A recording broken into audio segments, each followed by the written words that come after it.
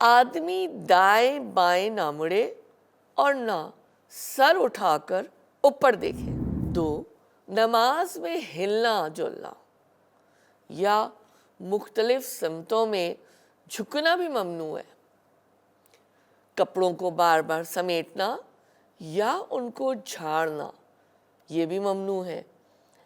اس بات سے بھی منع کیا گیا ہے کہ سجدے میں جاتے وقت آدمی اپنی بیٹھنے کی جگہ یا سجدے کی جو جگہ ہے اس کو صاف کرنے کی کوشش کرے۔ تن کر کھڑے ہونا، بہت بلند آواز سے کڑک کر قرأت کرنا یا قرأت میں گانا، یعنی بے جا جس کو ایکسیسو ترنم ہو جائے قرأت میں نا، وہ بھی ہماری یہ رہنمائی کی جا رہی ہے کہ نماز کے آداب کے خلاف ہے۔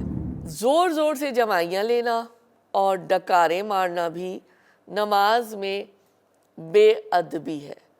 حکم یہ ہے کہ نماز کا ہر فعل پوری طرح سکون و اطمینان سے ادا کیا جائے، اور ایک فعل مثلا رکوع یا سجود یا قیام یا قعود جب تک مکمل نہ ہو لے دوسرا فعل شروع نہ کیا جائے۔